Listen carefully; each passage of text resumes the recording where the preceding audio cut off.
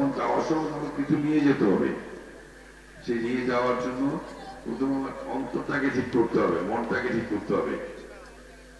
আমি ব্যক্তিগতভাবে কোনো হুজুর না, আলেম না, আমার কথাবার্তাগুলো একটু হয়তো হুজুরদের মতো সুন্দর করে হবে না, মানে আমি আমার মনের কথাগুলো বলার চেষ্টা করছি। আমরা যদি সবাই বিশ্বাস করি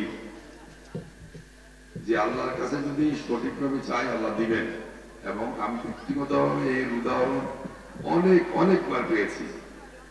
অনেক বিপদসংকুল অবস্থায় আল্লাহর কাছে চেয়েছি, আল্লাহ দিয়েছে। প্রয়োজনে দৌড় দিয়ে একদিনের জন্য আমি মক্কা মদিনায় চলে গেছি, সেখানে আল্লাহ রসুলের মাধ্যমে আল্লাহর কাছে চেয়েছি, আর কাবা ঘরে আল্লাহর কাছে চেয়েছি। এবং ফিরে আসার আগেই বা ফিরে আসার পরেই দেখেছি যে আল্লাহরা মঞ্জুর করে দিয়েছেন। আমি দ্বিতীয়বারের মতো এখন সংসদ সদস্য। প্রথমবার আমি যদি আপনাদেরকে ছোট্ট সংগঠনের গল্পটা বলি, সেটা হলো সরকারি চাকরি করেছি সেনাবাহিনীতে, এরপরে রাষ্ট্রদূত ছিলাম অস্ট্রেলিয়াতে, এরপরে এসে জনসেবার উদ্দেশ্যেই, অন্য কোনো উদ্দেশ্য না, একমাত্র জনসেবার উদ্দেশ্যেই রাজনৈতিক পা রাখি। যখন একবার পাড়া রাখলামই ইজ্জত সহত হয়ে যায় নাকি? আল্লাহ এত ইজ্জত দিয়েছেন, এত কিছু দিয়েছেন, এখন এসে ইলেকশনে হেরে গেলে কোথায় মুখ দেখাবো কেমন করে? প্রথম যখন ইলেকশনে আসলাম, আইসা দেখি বাংলাদেশের নির্বাচনের কথাটা বলতে কোনো মানা নাই, টাকার সরাসরি যথেষ্ট হয় না? প্রতিদিন প্রচুর টাকা খরচ করতে হয়। আমি কোথায় পাবো টাকা? হয় ঘুষও খাই নেই, চুরিও করি না, এখানে চ্যালেঞ্জে দাবি করে বলতে পারি টাকাটা আসবে করতে আমার কাছে। একদিন আমরা বেশ কয়েকজন সিনিয়র নেতা ট্রেনিতে রাতে খাবার খেতে খেতে আলোচনা হচ্ছিল যে আমি তো নতুন, সবাই আমাকে বুদ্ধি দিচ্ছে, মাসুদ ভাই অনেক টাকা লাগবে। কিন্তু আমি বললাম কত টাকা লাগবে? একদিন খুব সিনিয়র নেতা আমাকে বললেন, আমি তো ছোটবেলা থেকে রাজনীতি করি, তো এখন পার্টির অনেক উচ্চ পর্যায়ে আছি, আমার ধরেন 15 কোটি টাকা লাগবে। শুনলেন আমি মাথা হাত দিয়ে দিলাম, কয়েকটি 15 কোটি টাকা আমার বিক্রি করলে হবে না। এরপরে আসে বিশ্বাস করবেন না, আমার আর ঘুম হয় না। যেখানে যাই একটা পথসভা করে একটা টাকা দিতে হয়, একটা কিছু করলে কিছু টাকা দিতে হয় না।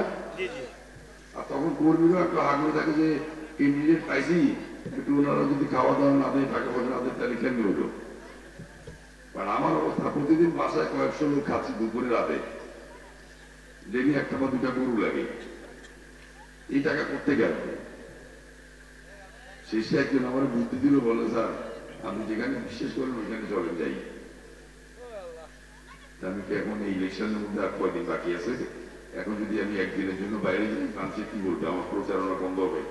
বন্ধুর বাধ্যতা গুলো আসবেন, বিশ্বাস করবেন, টিকিট করলাম। সকালবেলা গিয়ে প্লেনে সকালে গিয়ে মদিনায় নামলাম। এয়ারপোর্টে উজু টুজু করে কাপড় চোপড় বদলায়, আমার এলাকার একজন ছিল গাড়ি আছে, উনি গাড়ি নিয়ে আসলেন, সোজাসুজি মসজিদে নববীতে চলে গেলাম। গিয়ে জিয়ারত করলাম। আল্লাহ রসুলের পায়ের কাছে বসে থেকে একটা জায়গা আছে, যারা মদিনায় গেছেন জানেন, আল্লাহ রসুলের রওজায় ওনার পায়ের কাছে একটু জায়গা আছে। এই জায়গাটা রিয়াজুল জান্নাহ হচ্ছে ওনার মাথার কাছে, আর পায়ের সাইডে ছোট্ট একটা জায়গা আছে। জায়গাটা আমার খুব পছন্দ। আমি গেলে মনে হয় যে আল্লাহ রসুলের পাটা করে বসে আছি, মনের মধ্যে এরকম একটা ভাব হয়। ওইখানে বসে ওই ওনার কাছে আল্লাহ রসুলের মাধ্যমে আল্লাহর কাছে যাওয়া শুরু করলাম, আল্লাহ ইজ্জতটা রক্ষা করেন। এরপর জোহরের রক্ত হলো, জোহরের নামাজ পড়লাম ওইখানেই, উঠে নামাজ পড়ে বেরিয়ে আসলাম। সে দুপুরে হালকা একটু খাওয়া দাওয়া করে আপনার জেদ্দায় আসলাম। জেদ্দা আমার এলাকার লোকজন অপেক্ষা করতেছিল। এরা মাথা অবস্থাতেই ওনার সাথে একটু আলোচনা করলাম, মিটিং করলাম, করে মক্কায় আসলাম। রাত্রে মনে হয় 1-1:30টার দিকে মক্কায় পৌঁছায় হোটেলে সুটকেসটা রেখে উজু করে প্রথম চলে গেলাম করতে, উমরা করতে। উমরা শেষ করতে করতে তাহাজ্জুদের রক্ত হলো, তাহাজ্জুদ পড়লাম, ফজর পড়লাম, পড়ে এসে হোটেলে একটু রেস্ট দিলাম। সকালে উঠে ঘন্টা 2 রেস্ট দিয়ে উঠে নাস্তাটা করে আবার গেলাম হারামে, ওদিন শুক্রবার দিন জুমার নামাজ ছিল, জুমার নামাজ পরে সরাসরি এয়ারপোর্টে চলে গেলাম, ফ্লাইট করে আবার ঢাকায়। বেসিক্যালি 1.5 দিনের মধ্যে। বিশ্বাস করবেন না, এটা একটা মানে গল্পের মতো মনে হবে, কিন্তু আপনারা আল্লাহ রাস্তায় মুসলিম মানুষের জন্য কথাটা বলছি, একদম বাস্তব একটা কথাই দিচ্ছে দিক না। আসার পর থেকে বিশ্বাস করবেন আমার টাকার বড় নাই,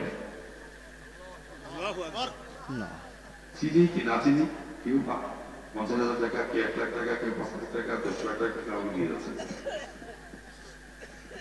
এবং ইলেকশন শেষ যখন করছি তখন কিন্তু আমার কিছু টাকা রয়ে গেছে।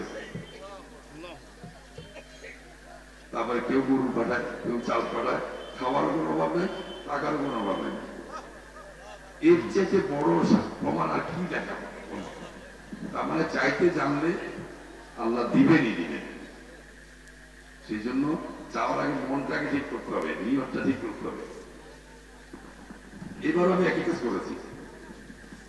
হঠাৎ করে আমি আর আমার ওয়াইফ দুজনে টিকিট করে মদিনায় চলে গেলাম, জিয়ারত করে নামাজ পড়ে মক্কা উমরা করলাম, পরে ফ্লাইটে ঢাকায়।